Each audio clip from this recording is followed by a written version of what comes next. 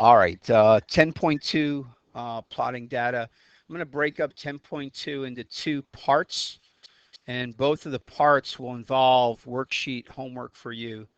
So we're going to do 10.2, and then we're going to do 10.2b next. And so these are different ways of displaying data.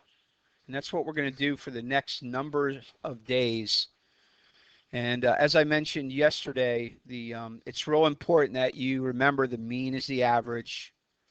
The mode is the most often occurring piece of data. The median is the middle piece of data. And the range is the highest minus the lowest. Because everything that we do this chapter, until we get into combinations and permutations, will involve those things. So keep that in mind and keep track of those. And then you're going to have to review this stuff because for almost every one of you, almost everything in this chapter is going to be brand new information you've never seen before. And if you don't review it, then it's going to be hard for you to remember it and keep it straight. My advice is to read through your notes once a day. Just read them. It won't take long. Right now we only have one lesson. After today, you'll have two lessons. Probably take you about 2 minutes to read through them. But if you'll just read through all the notes for the current chapter, it'll help you to remember the stuff. And that's the key. You've got to remember it. You've got to keep it straight when it's all put together. Okay, so plotting data. We've got one example of this kind of data plot right here. And the second part of it is an Whisker plot. Anybody know what goes in the blank? Raise your hand and say what goes in the blank. Just two oldies but goodies. Byron?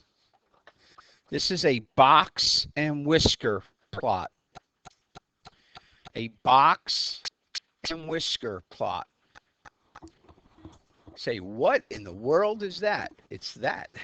Okay. Don't need to do this in your notes, but here's the box, right? And here's one whisker, and there's the other whisker. A box and whisker plot. There's a couple different ways you can have them. If you look at your second example, again, there's your box, and here are your two whiskers. Here they use dots at the end of the whiskers, and in the first one they use little lines at the end of the whiskers. There's a couple different formats and a couple different ways you'll see them. Sometimes the box will be kind of really, really thick, but it's all the same thing. It's a box and whisker plot. All right, what do they do? They're used to illustrate the data divided into quarters. So watch, this is important. The first quarter of the data is right here. So let's say, for example, there were 16 pieces of data. Again, you don't need to write this. I'm just getting you to think first what's going on here. If there were 16 pieces of data, the first 4 pieces of data are right there. The second 4 pieces of data are right there. The next 4 pieces of data are right there. And the last 4 pieces of data are right there. A box and whiskers plot displays the data in 4 quarters. Okay. This is a statistical tool used to analyze, a lot of times, grades.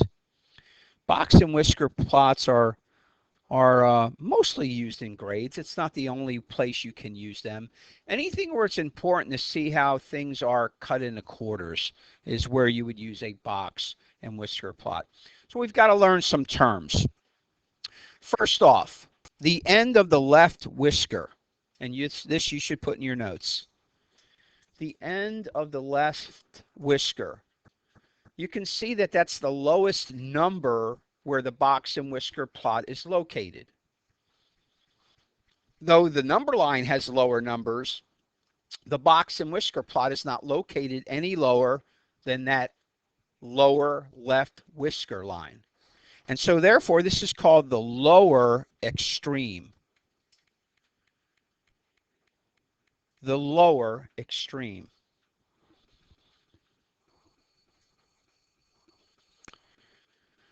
So it would make sense if I go all the way up to the end of the right whisker, What would you guess it would be called? Say it if you take a guess. Say it. Okay, higher is good. It's the upper extreme. So you have a lower extreme and an upper extreme. Okay. Lowest piece of data and the highest piece of data is what they are. The lower extreme is the lowest piece of data. That one's pretty easy to read. That's a 50, right? The lower extreme, value of 50. The upper extreme, because of the scale, we've got to guesstimate that looks maybe to be a 98. Maybe some would say a 99. If I would ask that for a quiz and test question, it is a little subjective as to what you'd say the upper extreme is. And in that case, I'd probably take 90, 98 or 99. Now, would I take 97? No, because 97 is to the left of halfway between, right? You're between a 95 and 100. So 97 is to the left of halfway. It's definitely not to the left of halfway, so I wouldn't take a 97. Do you follow? Okay. Now, there are a couple other important points. Right where the box starts is Q sub 1. That's Q with a 1 subscript. Q sub 1. Q sub 1. And we'll get into that a little bit more here in a minute. The line in the box, and it's not necessarily in the middle of the box, it's inside the box though. That's Q sub 2. But more than Q sub 2, it's the median. It's the middle piece of data. So the line inside the box is the median, the middle piece of data. So in this situation, we know the median of this data is 80. It's the line in the middle of the box, or inside the box. Doesn't have to be in the middle. And then the line at the end of the box is Q sub 3.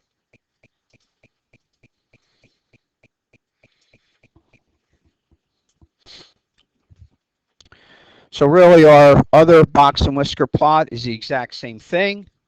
There you can see the lower extreme would have what value? Say it if you can read it. 20. What would be the value of Q sub 1? 35. What's the median of this data? About 42. You wouldn't want to say 43 because, again, it's not over halfway between 40 and 45. I probably even would take 41. Okay, don't be a smart aleck like 41.7298. All right, well, let's be realistic here. All right, so the median would be probably 42. Q sub 3 is what value? 45, and the upper extreme is 55. And we've got a little asterisk sitting there way down at -10. All right, obviously this is not test data or quiz data, because when was the last time somebody got a negative grade on a test or quiz? That would be bad. All right, so it's some other data represented. There's a little asterisk there. We'll get to that in just a little bit. All right, so let's do some terminology here. With the box and whisker plot comes this term. The term is a quartile. Q-U-A-R-T-I-L-E, a quartile. A quartile is any of three values that divides the data into quarters. It's what divides the data into quarters. If you'll look back up at the first box and whisker plot, Q1, Q sub 1, Q sub 2, and Q sub 3 are those three lines. From the lower extreme to Q sub 1, isn't that the first quarter of the data? From Q sub 1 to Q sub 2, isn't that the second quarter of the data? From Q sub 2 to Q sub 3, isn't that the third quarter of the data? And from Q sub 3 to the upper extreme is the fourth quarter of the data. Okay, the term is a quartile. the line or lines that enable you to break it up into quarters. Jack. Well, we never have less than, it's not like you got 75 cents. If you're breaking something up into quarters, you got 4 quarters, right? So yes, there are always 4 quarters. That's the whole point of a box and whisker plot, is to break the data up into quarters. And again, the technical term is quartile. So Q sub 1 is really called the lower quartile.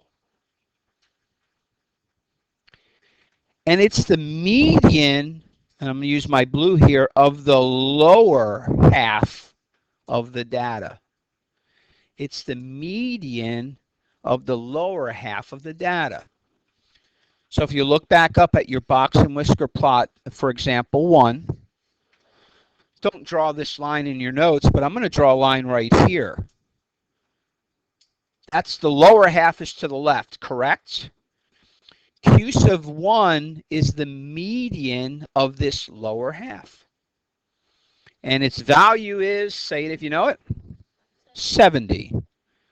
So Q sub 1, I'm going to write it in blue, is 70. It's the median of the lower half of the data. Okay. Next comes Q sub 3, or at least the one I want to do next. So what would go in the blank now? Common sense. Upper, right? It's the median of the upper half of the data. And we're still using example 1, and so Q sub 3 looks to be 85, right? Q sub 3 right there at 85. Okay. Q sub 2, as we mentioned already, it's the second quartile, and in this one, it is the median of all the data. And if you look back at example number 1, Q sub 2, our median is 80.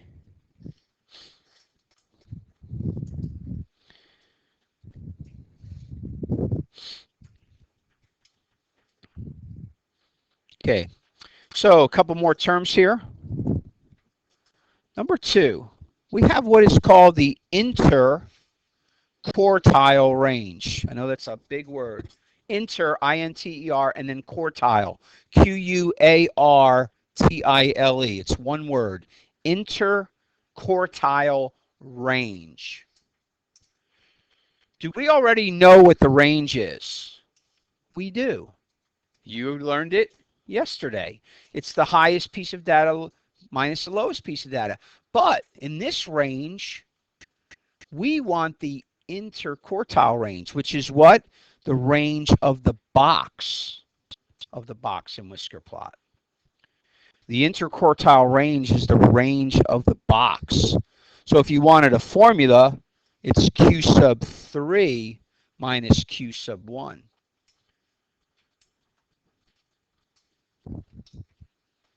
So we're going to use example number 2. So somebody raise their hand and tell me the value of Q sub 3. Gabe? 45. It is 45. And from that, we have to subtract the value of Q sub 1. Somebody give me the value of Q sub 1. Cole? It is 35. And so our interquartile range is 10. It's the range of the box. The range of the box. 45 minus 35 is 10, right? So Gabe correctly read Q sub 3 as 45. Cole correctly read Q sub 1 of 35. 45 minus 35 is 10, the range of the box. Technical term, interquartile range. Now the last one on the front is what we call that asterisk. That asterisk doesn't really fit the data. It's an anomaly. Do you guys know what an anomaly is? Do you?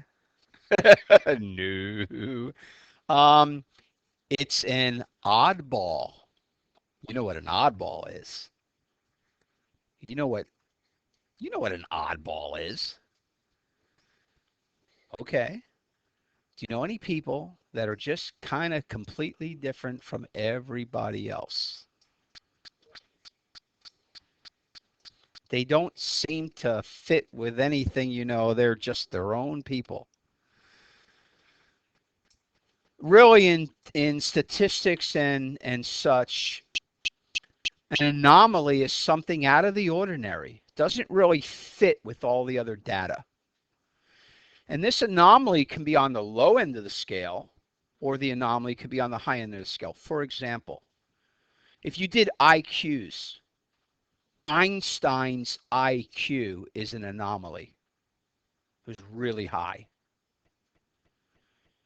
And it's so high that you don't want to include him in the quarters because it would stretch that upper quarter way too far with hardly any data all the way until you get into that spot. If you look at this box and whisker plot, remember, let's say this represents 100 pieces of data. Don't write this. 101. 25 would be there. 25 pieces of data there. 25 pieces of data there. 25 pieces of data there. And we got one piece way down here. So we don't want to make our whisker go way down there because it really doesn't portray a true picture. 25 of them are clustered here. So we don't want to go way down. It's an anomaly. It's an oddity. It's strange. So instead, we put an asterisk. Sorry, Jordan. Now, you would hear every once in a while a newscaster say this word. They do. It's for a piece of data that lies outside of the norm. Anybody know what it's called? All right, Byron, tell them. It's an outlier, L-I-T-L-I-E-R. Now that you heard the word, you'll hear it said every once in a while, an outlier. Brian Williams, newscaster for NBC News, is an outlier. Well, that's funny. That's a pun there. He's an out-and-out liar, which is very abnormal for a newscaster. They're supposed to be telling you the truth. And when they lie, they're an outlier. Matter of fact, he's out of newscasting right now. He's been suspended for 6 months, which I knew would happen because he lied in a couple different places. But anyhow, any abnormality to the data. Now, if this were a 9th or 10th grade statistics course, I would show you how to figure out if something were an outlier. There are mathematical formulas to figure it out. We don't need to learn that at this point. We just need to know an abnormality is called an outlier. Kaylin, question? Okay. All right. Any questions so far on a box and whisker plot? Any questions so far? No, Austin? All right. All right, so let's go to the back page of our notes, next page of our notes. So we're going to make a box and whisker diagram. Some call them box and whisker diagrams. Some call them a box and whisker plot. Some call them box and whisker drawing. Again, don't let that throw you off. They're all the same thing. Okay. First off, you want your data to be in order. Ours is already in order. If it was not given in order, place the data in order. So put data in order. Highest to lowest or lowest to highest. I like to go lowest to highest. So if it were not already in order, make sure you put it in order. This is already in order. All right, how do you start? The way to start is to first find the median of the data. We already know how to do that, don't we? Now, I don't know about you. When I figure out the median, I count how many pieces of data I have. 1, 2, 3, 4, 5, 6, 7, 8. Okay, I have 8 pieces of data, correct? Therefore, I know that I have to find the median that is the average of the two in the middle. So that's the 22 and the 24 divided by 2, correct? Now look, if you know averages, do we really even have to figure this up? Right? If one number is a 22 and the other is 24, what's the number in between them? 23. All right. So our Q sub 2 is 23. We need to know that's an important piece of data. Remember, that's the line inside our box of our box and whisker plot. Okay, what do we do next? Next, we're going to find Q sub 1. It is the median, remember, of the lower half of data. So I'm going to take my blue, and I'm going to box in the lower half of the data. Would you agree that's the lower half of the data? So I look again, do I have an odd amount of data or an even amount of data? I have an even amount of data. So agreed, again, I've got to average the two middle numbers. And again, you can do the formula, but can't most of you do in your head what that becomes? It's 14.5. If you can't do it, run the formula. But Q sub 2, or I'm sorry, Q sub 1 is 14.5. That's going to be the left-hand side of our box. Next, we got to find Q sub 3. What is that? That's the median of the right-hand side of the data, right? Here, I'm going to stick a Q sub 1 here so that's clear. So somebody tell me what Q sub 3 will be. Somebody raise your hand and tell me what it will be. Wyatt? It is 26. Wyatt averaged the 2 in the middle for 26 for Q sub 3.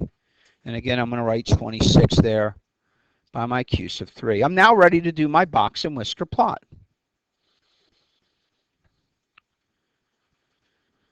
Okay, so D, plot the lower and upper extremes. Okay, so I'm ahead of myself here. Let's do C. Find that and make the box. So we got the box, right? 14.5. Hey, I'm going to put a little line in here for 15. Would you agree 15 is about in the middle?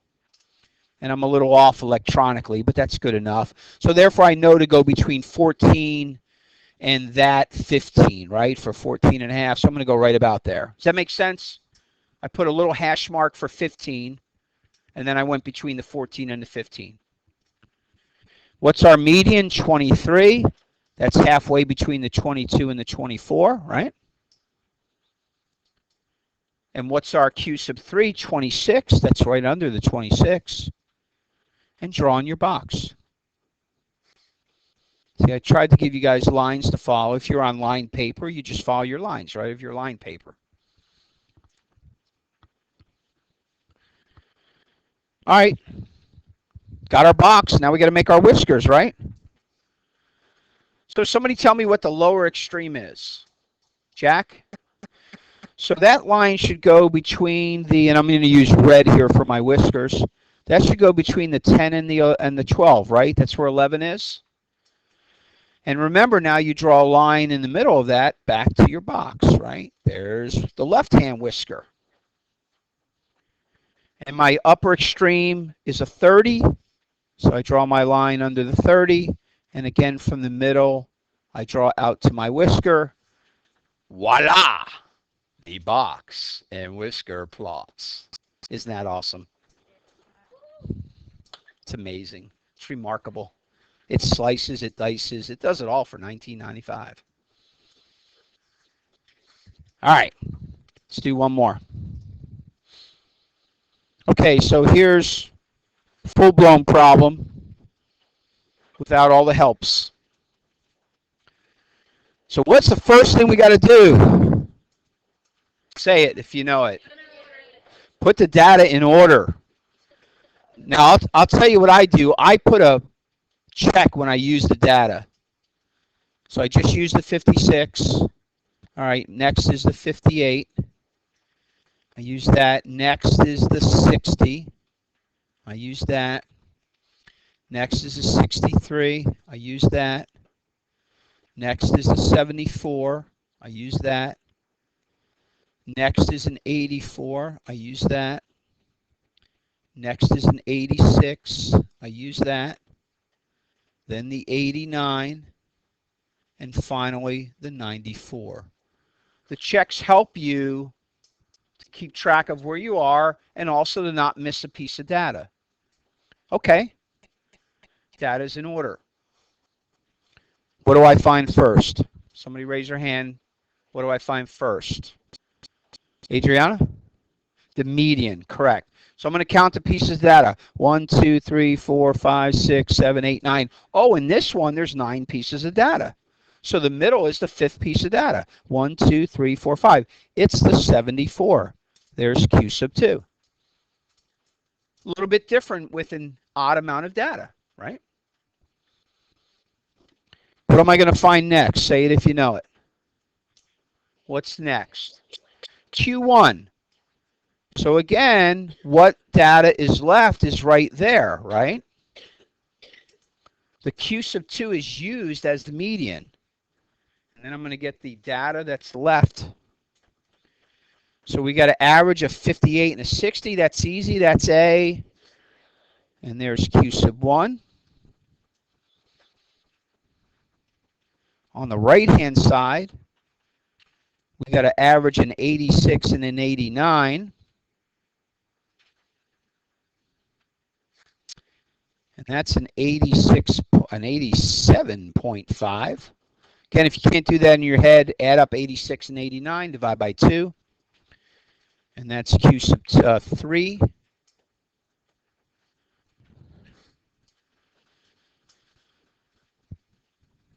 That bothers me, but anyhow, I'll talk to you guys more about that tomorrow. It seems to me, my math mind, that you would include the 74.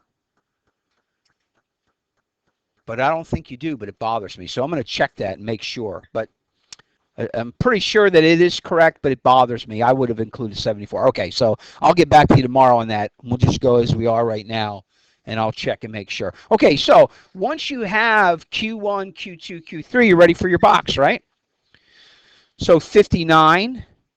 So this is a 60, right there. So 59 is right there. Got to know your scale. 74 is right there. Wow, look how big the box is going to be, but that's sometimes the way it is. And 87.5. This is an 88. That's an 87, right? So 87.5 is right there. Know your scale. And we got this big box, showing that a lot of the data is inside the interquartile range. Right? There's 50% of the data right there in the box, right? Remember, each quarter is 25% of the data.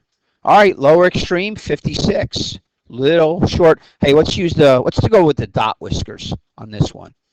Because again, you'll see it both ways. So I show it to you both ways. You get used to it either way. So we got a little stubby whisker on the left. And on the right, we're going to 94. That one's a little bit longer on the right. And voila, your box and whisker plot.